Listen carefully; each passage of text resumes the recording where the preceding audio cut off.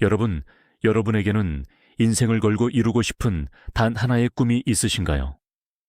나를 증명하는 것을 넘어 내가 떠난 뒤에도 후손들에게 남겨질 위대한 유산 말입니다. 14년의 사투 끝에 왕위에 오른 정조에게 그 꿈은 바로 백성이 주인 되는 새로운 조선을 만드는 것이었습니다. 그리고 그 꿈의 결정체가 바로 오늘 우리가 만나볼 수원 화성입니다. 반갑습니다. 역사의 숨은 지혜를 찾아드리는 역사의 인물 여긴입니다. 지난 시간 우리는 정조와 정약용의 운명적인 만남에 대해 알아보았습니다. 오늘은 이 두 천재가 합작하여 만들어낸 기적, 그리고 정조가 꿈꿨던 조선의 미래가 집약된 위대한 업적들에 대해 이야기해보려 합니다. 정조가 왕위에 오른 지 13년이 되던 해, 그는 마침내 가슴속에 품어왔던 거대한 계획을 실행에 옮깁니다. 바로 비극적으로 세상을 떠난 아버지 사도세자의 묘를 조선 최고의 명당인 수원 화산으로 옮기는 것이었습니다. 하지만 이것은 단순한 효심의 발로만은 아니었습니다.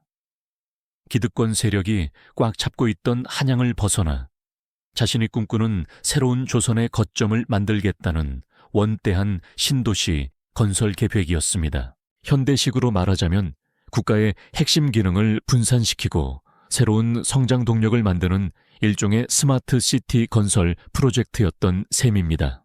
이 거대한 공사를 위해 정조가 가장 먼저 찾은 사람은 역시 그의 영혼의 파트너 정약용이었습니다.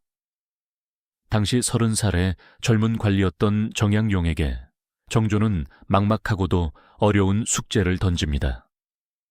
적은 비용으로 가장 튼튼하고 아름다운 성을 가장 빨리 쌓으라는 것이었죠. 정약용은 정조의 기대에 완벽하게 부응했습니다. 그는 서양의 과학기술을 연구해 도르래의 원리를 이용한 거중기를 발명해냈습니다. 이 놀라운 기계 덕분에 장정 수십 명이 달라붙어야 겨우 움직일 수 있었던 거대한 돌들을 번쩍 들어 올릴 수 있었습니다.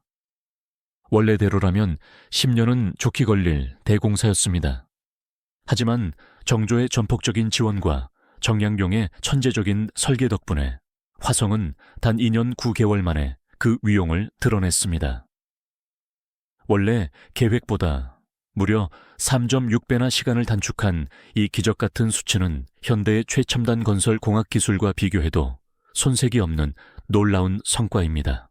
화성 건설 과정에서 우리가 주목해야 할 정조의 진짜 위대함은 따로 있습니다. 바로 백성을 대하는 그의 마음이었습니다.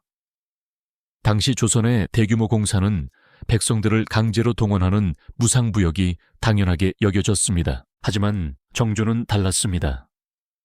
공사에 참여한 모든 백성에게 일한 만큼의 품삯을 정확하게 계산해서 지급했습니다. 이는 현대의 공정한 노동계약과 최저임금 정신을 500년 전에 이미 실천한 것이나 다름없습니다.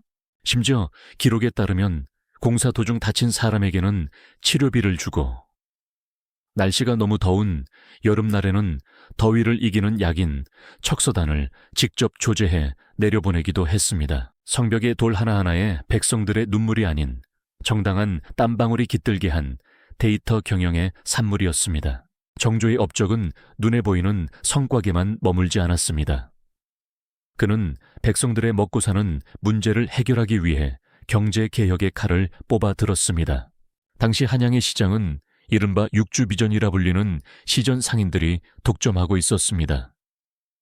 그들은 금난정원이라는 특권을 휘두르며 일반 백성들이 장사하는 것을 무자비하게 막았습니다. 정조는 1791년 신해 통공이라는 결단을 내립니다. 시전 상인들의 독점권을 폐지하고 누구나 자유롭게 장사할 수 있는 길을 열어준 것입니다. 이는 오늘날의 공정거래법이나 경제민주화 정책과 맥을 같이 합니다. 백성이 굶주리는데 대기업 같은 거대 상인들만 배불리는 꼴은 못 보겠다는 정조의 의지였습니다. 이 조치로 조선의 시장은 활기를 띠기 시작했고 서민들의 경제활동은 비약적으로 성장했습니다. 그리고 1795년 정조는 생애 가장 화려하고 감동적인 행차를 준비합니다. 어머니 해경궁 홍씨의 회갑을 맞아 아버지의 묘가 있는 수원으로 향한 8일간의 원행이었습니다. 6천여 병의 군사와 1,400여 필의 말이 뒤따른 이 장엄한 행차는 정조의 권위를 세우는 축제이자 백성들과 소통하는 거대한 마당이었습니다. 정조는 행차 도중 백성들이 꽹과리를 치며 억울함을 호소하는 격쟁을 적극적으로 받아들였습니다. 이 8일 동안 정조가 직접 해결한 민원만 무려 3,300여 건에 달했습니다. 하루 평균 400건이 넘는 민원을 현장에서 직접 처리한 것입니다. 이는 현대의 청와대 국민청원이나 실시간 소통 시스템을 길 위에서 직접 구현한 것이었습니다. 길가에 엎드린 백성들을 향해 정조는 인자하게 웃으며 물었습니다. 네, 억울함이 무엇이냐? 내가 해결해주마.